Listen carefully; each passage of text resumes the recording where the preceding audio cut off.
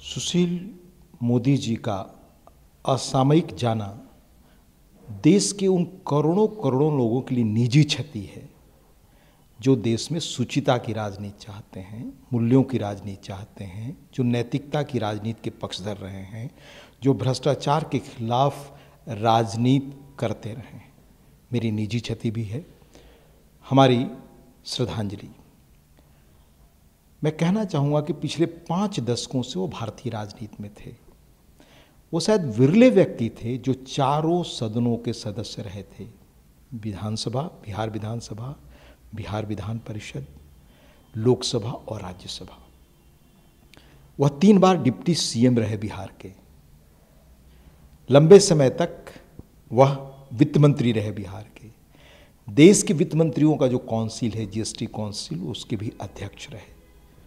तो श्रेष्ठ विधायी काम करने वाले, यानी बेस्ट पार्लियामेंट्रियन। आप उनके डिबेट्स को निकाल कर देखें, क्या तैयारी करके वो आते थे, तथ्यों के साथ। उनकी तार्किक बातों का जवाब ढूंढना मुश्किल होता था। निजी तौर पर मैं उनके भाषणों को निकलवाता था पढ़ने के लिए। इतनी सूचना संपन्न तार्किक बातें होती थी। तो उद्भट विधायी काम करने वाले व्यक्ति के रूप में बेस्ट प्रशासनिक काम, जब वो वित्त मंत्री रहे, उप मुख्यमंत्री रहे, जीएसटी काउंसिल में रहे, तो बेस्ट एडमिनिस्ट्रेटिव वर्क। पार्लियामेंट में रहे तो जैसा मैंने कहा बेस्ट विधायी काम। और जब राजनीति में वो आए छात्र के रूप में, तो पिता का बिजनेस था वो छोड़ करके जयप्रकाश जी के आह्वान पर संपूर्ण क्रांति के आंदोलन में, भ्रष्टाचार के खिलाफ आंदोलन में वो कूदे। शुचिता की राजनीति करने वाले, मूल्यों की राजनीति करने वाले, और खुद का जीवन बहुत पाक साफ। जो कहते हैं ना कि जो हम कहते हैं वैसा करते हैं, जो कहते हैं वो जीते हैं, सुशील मोदी जी इसके पर्याय थे। मैं कहना चाहूँगा आज उनकी स्मृति में, जो हमें प्रेरित करेगी आने वाले वर्षों में, वैसे सारे लोगों के लिए जो देश में शुचिता की, मूल्यों की, आदर्श की राजनीति चाहते हैं, जो भ्रष्टाचार विहीन राजनीति चाहते हैं। जयप्रकाश जी की राजनीति का मुख्य नारा था भ्रष्टाचार उन्मूलन, भ्रष्टाचार के खिलाफ संपूर्ण क्रांति, व्यवस्था बदलाव की बात। और सुशील मोदी जी उन शायद जयप्रकाश जी के आंदोलन से निकले 2-1 लोगों में से रेयर हैं। एक नीतीश जी हैं, एक सुशील मोदी जी, जो आजीवन भ्रष्टाचार के खिलाफ लड़ते ही रहे। आप याद करिए, बिहार में पशुपालन घोटाला के खिलाफ आवाज उठाने वाले, पीआईएल करने वाले। इसके बाद एक चीज और मैं आपको उल्लेख कर दूं, बिहार विधानसभा में वह प्रतिपक्ष के नेता रहे लगभग 12 वर्षों तक। विधान परिषद में भी रहे प्रतिपक्ष के नेता के रूप में।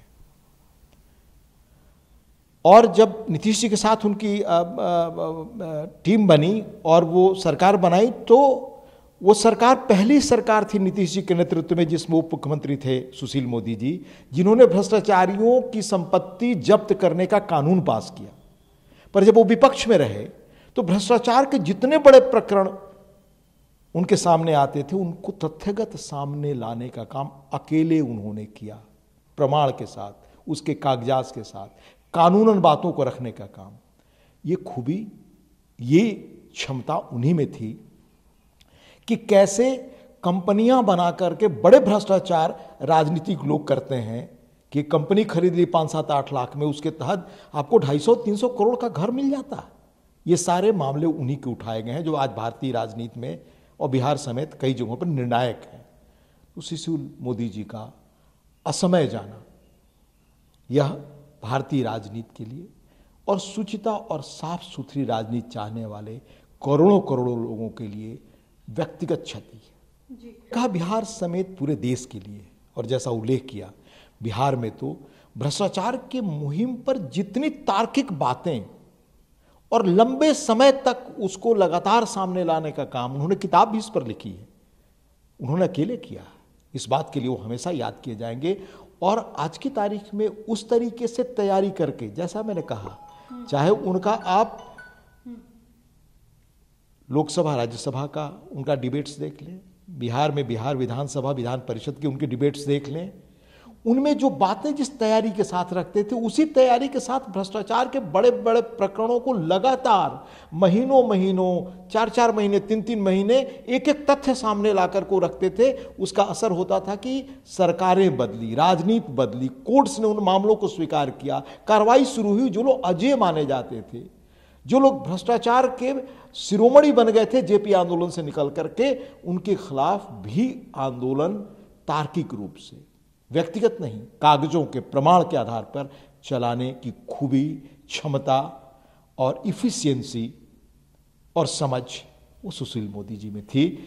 उस रूप में बिहार की राजनीति में इस तरह से तैयारी के साथ चीज़ों को सामने लाने वालों की जो संख्या है, उसमें उनका न रहना भारी क्षति है।